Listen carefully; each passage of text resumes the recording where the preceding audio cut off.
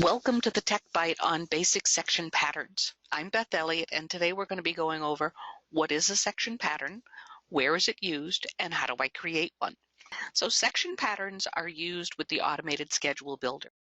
And what they are samples that if automated is told to build sections for American cultures or principles of democracy, I need to know what that pattern or what that section is going to look like.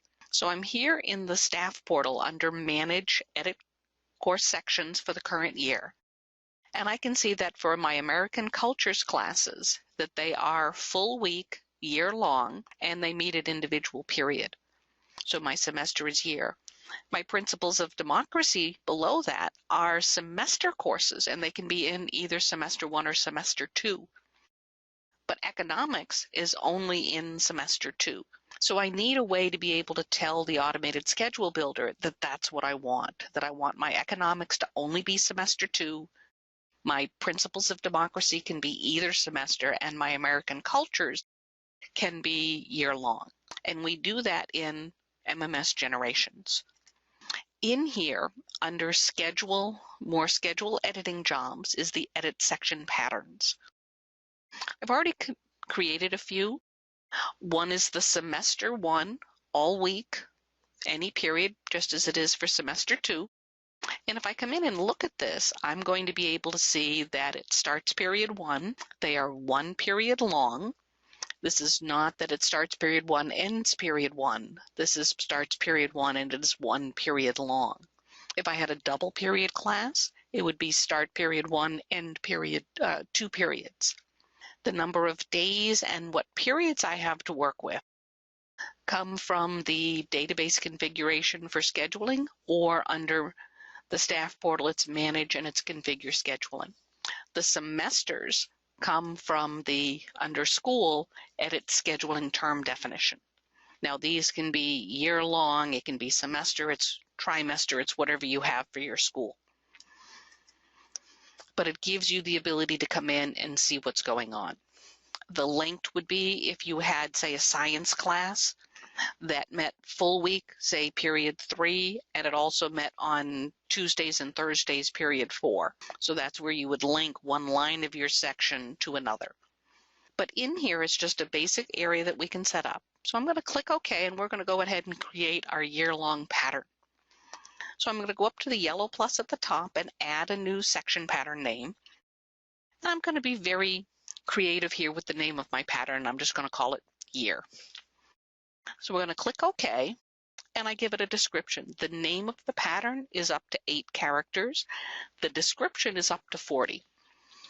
So I can put in here year like I have the other ones, and then, all week, any period, and I go to my Edit Sample Sections. This is where I'm going to tell it specifically what I want for this class.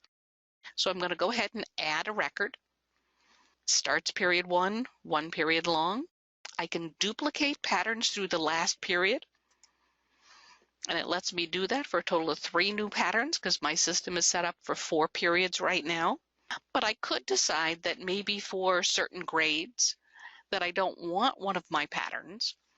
Say I didn't want period 3, and I could come in here, highlight that line, and delete that particular line. And that's perfectly okay, because you might have different patterns, say in a middle school, that your core classes are all but a certain couple of periods, because those periods are when your unified arts are. So you can do things. You can have patterns that are only in the morning, patterns that are only in the afternoon. It's entirely what you want to build. So we have those in here. I'm going to go ahead and save that and then go to the little printer button so I can see what my patterns look like. The difference here, if I had the situation where my Principles of Democracy, if I assign both semester 1 and semester 2 patterns to that course, let's print this and see what it looks like.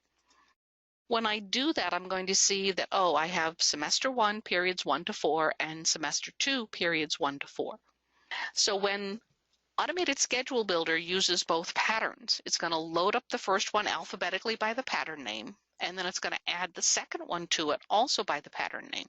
So when Automated goes to build a section, It takes this master list of both sets of patterns, starts at the top and starts working down and says, do I find one that fits? Yes, I'm going to use it. I'm going to go build another section.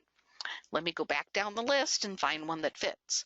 By having my semester ones all before my semester twos, even though I say to build 3 sections, I've got a good possibility that 3, if not 2 of those sections are going to be in semester 1, rather than trying to alternate between semester 1 and semester 2. So I could also create a pattern, which I've done here, where it's either one, but I've mixed up and I'm alternating my term within the same period. So I start period 1, semester 1, and then the next one is still period 1, but now it's semester 2. I also shuffled the time frame, so it's now period 3 is the next one, but I'm still keeping it semester 1 and semester 2. So as it goes down trying to find potentially 3 different periods to put this course into, I have a much better chance that I'm going to be balanced across my semesters when it builds it. And it also has a better chance of being balanced so that I have them in the same period. So that's another reason to look at that. So how you set up the period order can really make a difference when you're setting up your sections. Those are your section patterns. You can have as many different patterns as you want.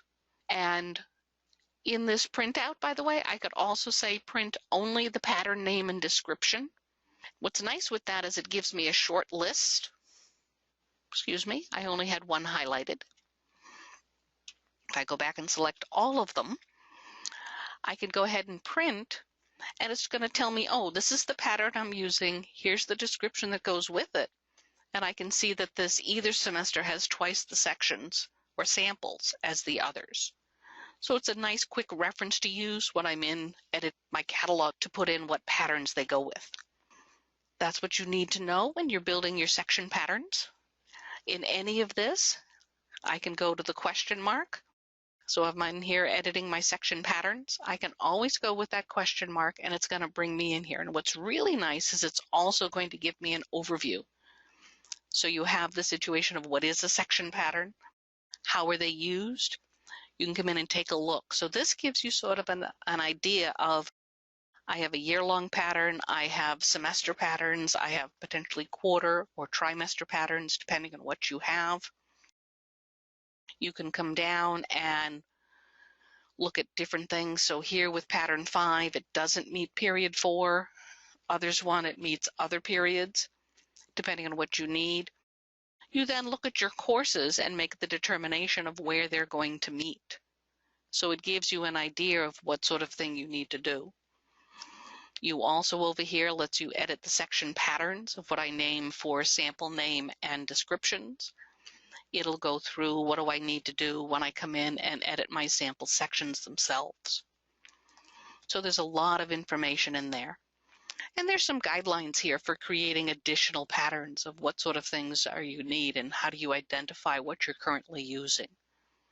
Because some of those patterns might be that it's different days of the week for things like your phys ed or specials or health or things like that.